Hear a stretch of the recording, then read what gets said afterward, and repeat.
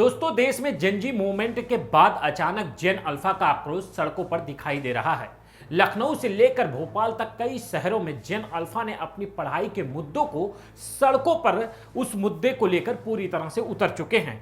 ऐसे में एक ओर जहां मोदी सरकार के हाथ पांव फूले हैं, तो वहीं दूसरी ओर जेन अल्फा के मूवमेंट से सीएम विजय की भी हक्की बक्की बंद हो गई है और उनको अपना आदेश आनन फानन में वापस लेना पड़ा है।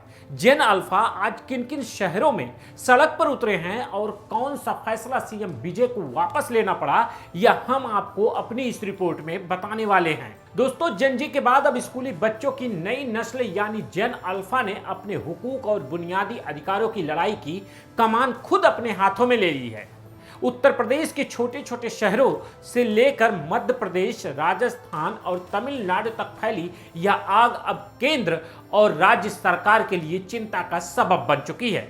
उन्नाव, लखनऊ, आजमगढ़ और फतेहपुर में मासूम बच्चों का सड़कों पर उतरना, बस किराए में बढ़ोतरी के खिलाफ सिरोज की छात्राओं का चक्का जाम और भोपाल में स्कूलों के विलय के खिलाफ गरजना कि यह साबित करता है कि अब देश का बचपन बदहाली और बद इंतजामी को खामोशी से बर्दाश्त करने को तैयार नहीं है। दोस्तों, आपको बता दें, आज यूपी के उन्नाव में जेन अल्फा छात्रों ने अपने स्कूल की समस्याओं को लेकर प्रदर्शन किया। वीडियो देखिए किस तरह से छात्र अपनी समस्याओं के प्रति आक्रोशित हैं। इस वीडियो में पूरी तरह से दिख रहा है।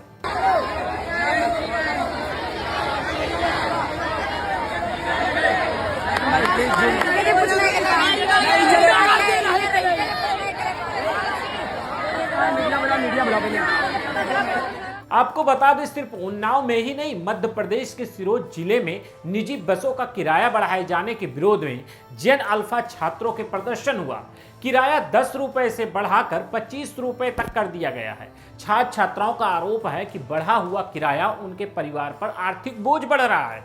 वहीं दूसरी ओर बंगाल में जेनजी और जेन अल्फा भी सड़क पर उतर चुके हैं। हालांकि द न्यू इंडियन एक्सप्रेस के अनुसार राज्य के अलग अलग हिस्सों में स्कूली बच्चों ने स्कूल स्थानांतरण, परिवहन खर्च और बुनियादी शिक्षा सुविधाओं को जैसे मुद्दे को लेकर प्रदर्शन किया है।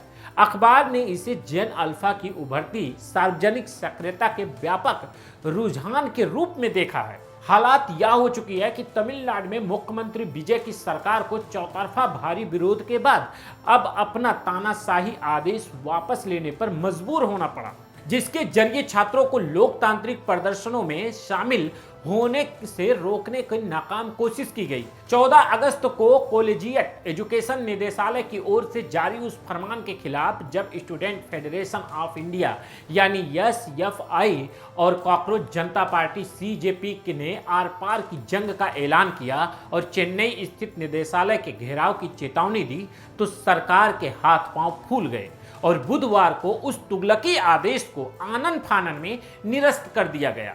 दूसरी तरफ उत्तर प्रदेश के उन्नाव में 19 अगस्त को छोटे छोटे स्कूली बच्चों ने सड़कों पर उतरकर जाम लगा दिया। उनका कसूर सिर्फ इतना था कि अपने स्कूलों में अध्यापकों की भारी कमाई और दोपहर यानी मिड डे मील का बेहद घटिया क्वालिटी से तंग आ चुके थे।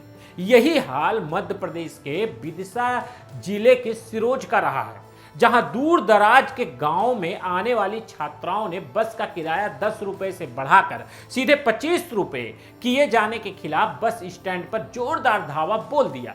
जब छात्राओं का आक्रोश बढ़ा तो प्रशासन को घुटने टेकने पड़े और किराए की दरें वापस करनी पड़ी, यानी पुराने किराए पर पुनः वो किराया लागू कर दिया गया। उधर राजस्थान में सीजेपी के साथ संयोजक आशुतोष राका और संयोजक अभिजीत दीपके ने देश भर के खस्ताहाल स्कूलों की तस्वीर और वीडियो जारी करते हुए सत्ताधीशों को कटघरे में खड़ा किया है। दीपके ने तीखा सवाल उठाया है, जब देश भर में सरकारी स्कूल बिना बुनियादी सुविधाओं, पीने का साफ पानी और बिना शिक्षकों के चल रहे हैं, तो पीएम केयर्स फंड का भारी भरकम पैसा इन बच्चों की तालीम और बेहतरी पर क्यों खर्च किया जा रहा है? आखिर वो पैसा किस दिन काम आएगा? यह बेहद अफसोसजनक और शर्मनाक स्थिति है जो सरकारें बड़े बड़े दावों और विज्ञापनों पर पानी की तरह पैसा बहाती हैं, वह देश के मुस्तकबिल यानी इन छोटे बच्चों को एक ढंग का क्लासरूम, पीने का पानी, जरूरी उस्ताद मुहैया नहीं करा पा रहे हैं।